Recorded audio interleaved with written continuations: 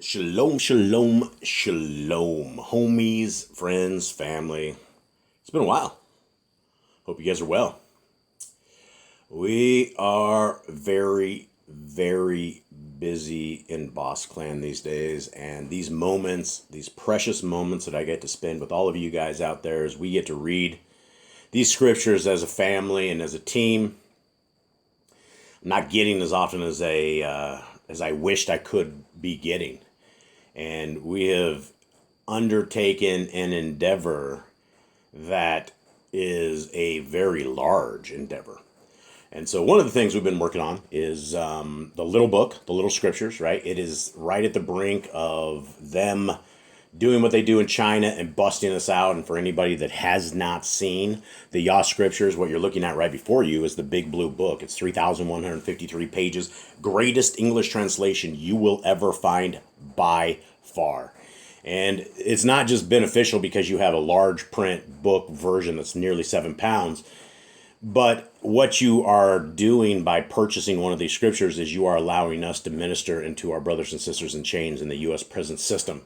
And that has been something that has been an enormous change, an enormous challenge, an enormous a heart endeavor is what it has been as we learn a lot about our brothers and sisters in chains. And as we befriend these guys and as we be brother and sister them, we end up with a lot of our own baggage. We end up with a lot of trials and a lot of tribulations, a lot of guys' problems. And it surmounts. It is one of these things that it is a wonderful opportunity that we have to be able to serve our Creator by helping those who are in prisons and by those who are in complete darkness. And so what we're working on right now is we are working on bringing the Yah Scriptures to life in a video presentation. And we're not just looking at doing a little bit of the Yah Scriptures. We want to go all through the Torah, all through the Scriptures, all through the Besorah, all through the Apocrypha, and bring every single chapter to life. And I will tell you right now, it is, we got the first 3 books of Genesis done. I have the Testament of Reuben done. We got Baal and the Dragon, as you guys saw. And we also got the book of Tobiah. And that was fun. Those were all exploratory that we were looking to see how this technology works and how we're able to do it. And it's actually remarkable. And so as we try to bring the Yah Scriptures to life, that's where a lot of our time has been invested. And so every last moment that I can get to spend with you guys, I will jump and break away. And today is that day. And so thank you guys very, very much for being a part of this. Thank you for being a part of our family. And we have a tremendous amount of you guys out there that we love and we care about, and we pray about you guys a lot. And I ask that you guys will keep us in prayer. Keep my family and I in prayer. I will tell you some interesting things as we were getting close to releasing this big blue book back, whatever years ago or so. It was one of these things that we could see the hand of Satan affecting lots of things, causing a tremendous amount of roadblocks, causing a tremendous amount of just really freakish things that are just not normal that we're having. And the same things are happening now as we are getting close to this small book. There is a lot of interesting things that are happening in my family as a dynamic between the boys and between us and just everybody growing up and us trying to keep everybody on the straight and narrow path. And as we see this scriptures, the little scriptures that we're about to get out, Satan and his team are definitely trying to take us out day after day after day. And last time we put out the big blue book, during the middle of putting out the big blue book, our one of our main dogs, Panthro, he ended up with getting bone cancer. And so the entire time that we were putting out Yah Scriptures to begin with, we were also dealing with the end days of our precious fur babies. And for those who don't know, we used to have 10 pit bulls, and we love these guys with every bit of our heart, mind, and soul. They are literally our people, our kids, our fur babies. And when we lose them, it is devastating. It would take, it was literally one of these things that I think it was the hand of Yah that saved us, because Panthro was definitely the alpha male and was the one that caused the majority of the fights that we had here.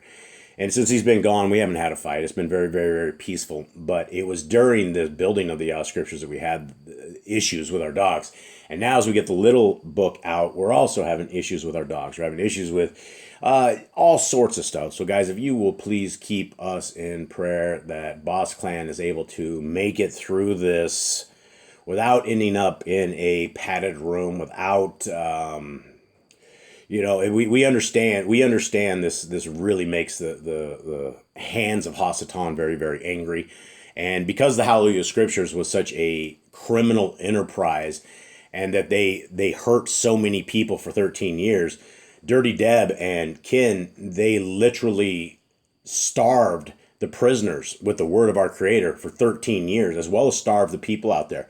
The only way that anybody was ever able to read the Hallelujah Scriptures is if you opened up your wallet and you threw them in there along with your driver's license, showed them who you were, and then they embezzled all that money over to New Zealand. They had no orphans, widows, lepers, or any of that. And so as we are taking every bit, 100% of every proceeds that we get from this, and it goes back into the prisoners. It goes back into where Dirty Deb and the Hallelujah Scriptures were supposed to be doing this for 13 years. It's not something that Satan really wants. And as we get closer to these smaller scriptures, which is going to give us a far bigger reach into these prisons, because we are limited with the size of these things. There's certain places and certain areas inside the prisons we can't get to because certain guys can't be wielding around a book that's 7 pounds, right? You could literally kill a man with a 7-pound book. And so we got to get these down to where they're a smaller size that we can pop in mass, and that is what we are doing right here. And so for those of you who can help Yah Scriptures, we're always looking for those who will help us buy stamps. Every single week we're going through packs and packs and packs of stamps. We spend so much on the stamps. It has me very, very worried that at some point I'm not going to be able to correspond with the prisoners because it does cost a lot in stamps. The U.S. prison system makes a tremendous amount of money off the families and the people that are trying to stay in contact and support these guys. It's a sad thing when you're talking rehabilitation and the abilities to save our brothers and things like this. So guys, please keep us in prayers. If you can help donate to stamps, if you can help grab a Yah Scriptures, if you can do anything for our brothers and sisters in chains, rest assured it goes directly to them and allows us to be able to minister. And for those who have not seen Behind the Bars is another channel that we have. I will leave a link again in the bottom right below. And Behind the Bars, we've been interviewing all of these guys that we've been getting scriptures to. And the stories that are coming out are simply astounding. I've run into a tremendous amount of people that I believe, without a shadow of a doubt, did not commit murder, that ended up doing life for murder. And they have enormous attitudes of gratefulness. These guys are lovers of our Creator. These guys are in these prison systems sharing the light and sharing the life and sharing the word. And they're ministering to other people. So as we find these people and we are ministering to them from the outside and providing them with scriptures and the tools that they need to do on the inside, Behind the Bars has all of these stories that will be coming out. And we have lots and lots and lots of stories. And guys, this is it's a great endeavor. Feeding the children of the Most High that are in the dark places. This is just it's a good place to be, and it is a good mission for our Creator. So guys, much love to y'all. Thank you again for reading with me, being part of this.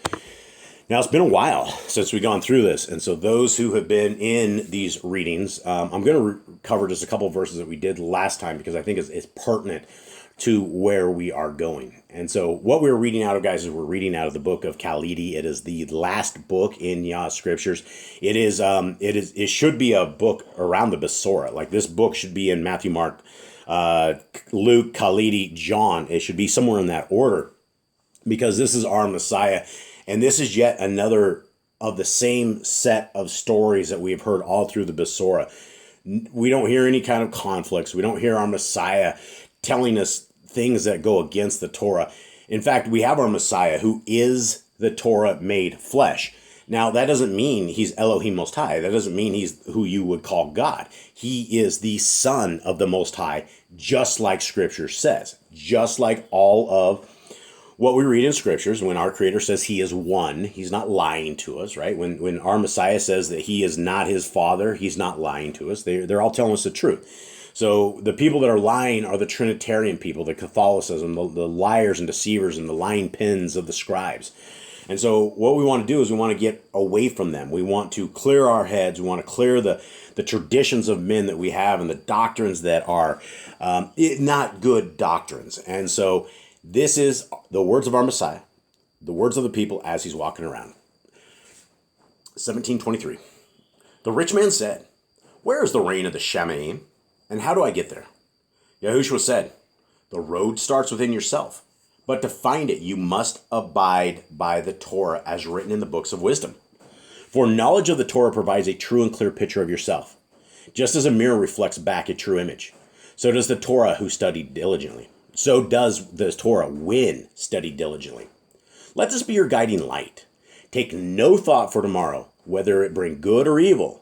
The cares of the day are sufficient, and the Torah will sustain you." Huge stuff, guys. Very, very huge stuff. We know from scriptures that we are supposed to have this Torah, Genesis, Exodus, Leviticus, Numbers, Deuteronomy, written on our hearts, minds, and souls. It's something that is a part of our life, a part of our breath. It's part of our vision. It's part of everything that we have. And so Messiah says something very, very clear here, that whatever's happening, don't worry about tomorrow, right? Let's focus on the problems of today. Let's not get ahead of ourselves, and this Torah will sustain us. Now, when we're talking about being sustained, there's a lot of things in our lives that sustain us, right? Water sustains us, food sustains us, our love for our spouse, that sustains us, and the received love that we get also sustains us. And so the big piece, the takeaway from this verse is that when we read the Torah, and I give people the 5-book challenge a lot, if you have not read the first 5 books of scriptures at least 5 times, slowly and diligently, then you're doing yourself a disservice. And so if you really want to see what the heart, mind, soul, and ways of our Creator are, you'll find that in the first 5 books, and that will sustain us. Continuing on. The man said, "Would it not be more profitable if you showed how to extend our days?" Here's the question of today, right? You have everybody in these medical industries, and everybody's trying to get older. Everybody's trying to get the right vitamins. Everybody's trying to get the right stuff, right? And it's interesting because we know from the days of Adam, when men lived 1,000 years, that it's been getting lower and lower and lower. And then you read books like the Second Ezra, and it talks about in the end days, people are dying off like really, really young. And we look at what today's environment is and what the environment of the people are, especially since the days of 2019 and 2020, and you will see that there is definitely a decline in population worldwide. And you shouldn't wonder why, because it's obvious to those with eyes to see and ears to hear. So,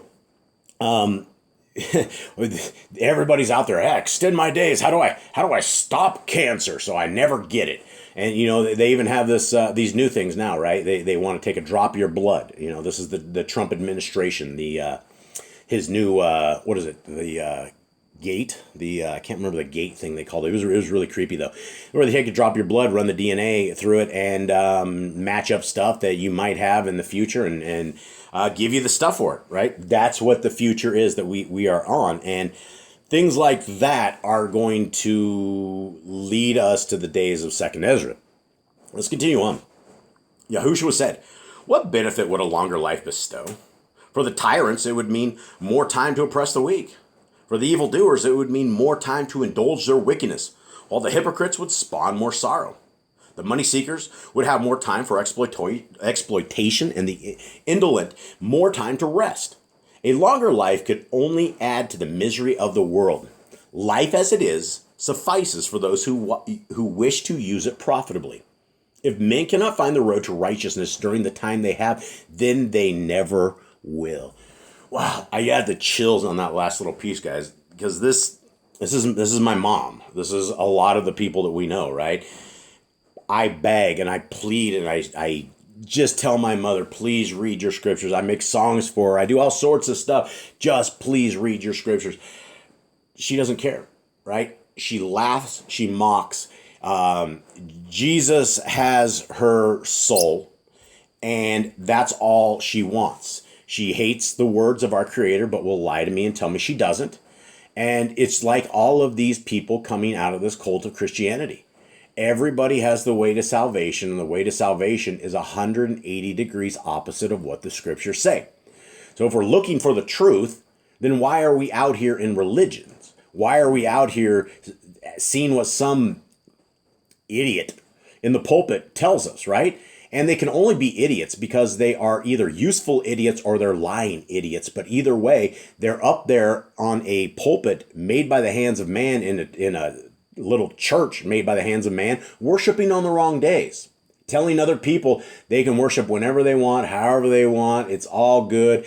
Christians have the sin card. They can live in sin, and it's sin to win, and they can never lose. That's an incredible, contrast to what the scripture says, because the scriptures say nothing like that. We don't know anything like that. And so Messiah says, why do you need a longer life? If you're evil, you're just going to get more evil and do more damage. If you're lazy, you're just going to sit there and be more lazy. If men and women cannot find the road to righteousness during the time they have, then they never will. Huge stuff, guys. Huge stuff. We want to find this road to righteousness. We want to be with our Elohim. We want to be away from this world. This world sucks. These people suck. The people are nasty, dirty, evil, and they're gross. And I don't want to be in a gross world anymore. I want to be a people that are yearning for righteousness, a people that are yearning for a better way, a people that are yearning to live by the laws of our Creator. And that's the only society that will ever be good. 27. After this, Yahushua and the Talmidim set out for Jerusalem, passing through the borders of Yehuda and over the Yarden by the way of Peori. Yahushua led the way with 12 of the 6, or 6 of the 12. But as they proceeded, many of those who followed became afraid and held back. Noticing what was happening, Yahushua called all the 12 to him and said, "We will soon be arriving in Jerusalem, and there I must undergo the ordeal I am taking upon myself for the sake of mankind. I am the sacrifice to their apathy. But I depend upon you to play your part, spreading the message of hope and the coming rule of Elohim among men. For now, I come as promised. Surely the people will no longer doubt." Well, we still have people that doubt, right? We still have all these religions that have rebranded Messiah Yahushua into this fella named Jesus. And this fella named Jesus is a lawless rebel. And lawless rebel Jesus does rebel stuff, right? He redoes the Sabbath day and lets you do it and makes all food cling. As this is all stuff that is not in scriptures that people have said is in there. And so what Messiah is saying to these people for this time is the same thing that he is saying to us for this time, right? What we need to do is we need to play our parts. We need to spread the message of hope and the coming rule of Elohim among men. Now, what does that mean? What does the coming rule of Elohim mean? It means that there is a world that is coming when the people accept it that are a different set of place, right? When we talk about the New Jerusalem, when we talk about the kingdom to come, a supernatural city comes down, sits on top of a giant mountain range. Basically is essentially what it is. And from there, our Messiah is going to be ruling. To be a part of that kingdom, there has to be the people who are willing to be in this kingdom. Now, the people, if you're unwilling to be in the kingdom, then by default you'll say that the law is dead and it's nailed to the cross, and you don't want anything to do with it. The people of the kingdom are the people that love the first 5 books of scriptures, all of the scriptures, and we want this way forward. Now, our job is that all of us need to be telling people about this kingdom come. We need to tell people about the Torah, about our Messiah. We need to rebrand the rebranding of the people. And that's the only way that this is going to come about. Continue 29. Then the brothers of Yaakov and Yochanan requested a favor of Yahushua, saying, "Permit us to sit, one on either side of you, when you reach the state of glory." Yahushua said, "You do not understand what you ask, or the consequences. You cannot drink from my cup of sorrow or undergo my ordeal. I must carry my stake alone, for there is none with whom I can share the burden of my heart." Big stuff, right? I talk about this a lot. I think we all need to understand how much of a sacrifice our Messiah had simply by walking among the people. It was a sad existence, right? It was a sad existence because the people that are his dad's created entities have all rejected him. They've rejected his dad. They've turned their hand to and eyes to Hasatan, and it was a sad endeavor. And you have these two guys, the brothers Jacob and Yochanan, and they want something. It's just sitting there and a couple throwing around and say, hey, put us on the right and the left. Let's do this, and that's hardcore, right? Because Messiah says it straight up. You do not understand what you ask or the consequences. And the consequences would be, are you willing to die at the stake at the hands of man? It's like this, right? I mean, there's so many things that our Messiah did for us. 31. When they insisted that they would be ready for anything, Yahushua said to them, if you remain steadfast in the cause, you will drink from the same cup and undergo much suffering. But whether you share my future state is something over which I have no control. Not all are drawn into the same companionship. And we've heard this over and over and over inside of the Besorah, inside the scriptures. We've heard this particular piece, right? And another part of this is Messiah says, this is not his decision to make. Who sits at the right hand or left hand, this is his Father's decision. So this is interesting stuff.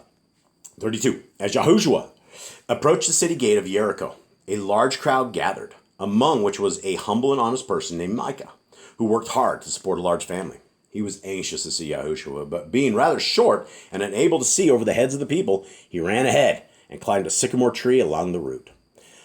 We've heard this. Remember the wee little man? A wee little man was me.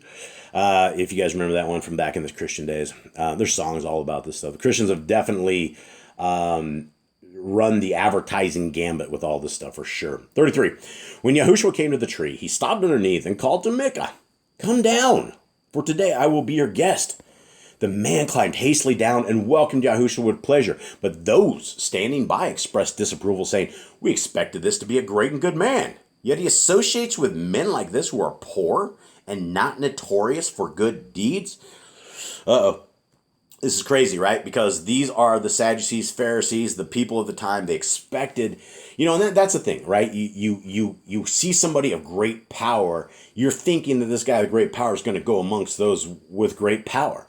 But this is what differentiates our Messiah from everybody else. Is our Messiah came to the weak, he came to the broken, he came to those who would be able to listen. And he said before, in the book of the Nazarene, that the rich people, they're too busy worrying about getting rich. They're not there to listen, right? And that's the same as the rest of the people out there. Everyone's real busy, right? Everybody's got their TV programs and their Hollywood and their evil that they're into, their horrible music, all this stuff. There's so much stuff, but we just don't have time for Elohim. So this seems like a problem that continues on and on and on. Yahushua said, the conscientious physician goes among those requiring his care and attention, not among those who have no need of him. If you ordered your lives according to this principle, they would be more beneficial to you in the long run. After resting in the city during the heat of the day, Yahushua left Jericho with his talmidim, followed by many people. Outside the gate of departure, a blind beggar sat in the dust by the roadside, and hearing the name Yahushua on the tongues of the people, he cried out as Yahushua went by, Ben of David, have pity on me. Many of the people hearing this tried to silence him, but the beggar would not stop and continued shouting, oft repeating the words, Ben of David, son of David. Though he had passed, Yahushua stopped and sent a talmid back to bring the beggar to him. When they came, the talmid leading the beggar, Yahushua said to the one who had been shouting out, what do you expect me to do for you? The beggar replied, great healer, if you would only help me to see again, I would be happy. Yahushua said, unfruitful happiness cannot be made an end in life, but your affliction has served its purpose. Then Yahushua placed his hands over the man's eyes and told him to sit no more by the roadside, but to walk with the people. And I think that's probably a good spot for us to break this down and to start wrapping this up. And so, guys, every time that we are able to sit and read these scriptures, it helps me, it helps my life. And so I really appreciate all of you guys out there that especially make it to the end of these, that you listen to the rambling, you listen to these great words that we're reading here. And I got nothing but mad love for you guys, right? We're in a crazy world right now, lots of afflictions, lots of stuff going on, but we got to be tried and true to the end, guys. We're going to go through challenges. We're going to have, here in Boss Clan, we're going to have, by the time we're done, obviously, we're going to have all 9 of our dogs die, right? It's the future is a positive place when it comes in terms of the kingdom to come, but in terms of the darkness that is surrounding us all, it is dark. It is a very wicked world that we live in. Lots of hoaxes, lots of madness leading people astray. And so, guys, I hope you guys will read your scriptures. I hope you guys will be a part of the kingdom of Yah. I hope you guys are teaching others about the kingdom and being a part of Yah's world. So with that, I hope you guys have a wonderful day. Much love to y'all. I'm out.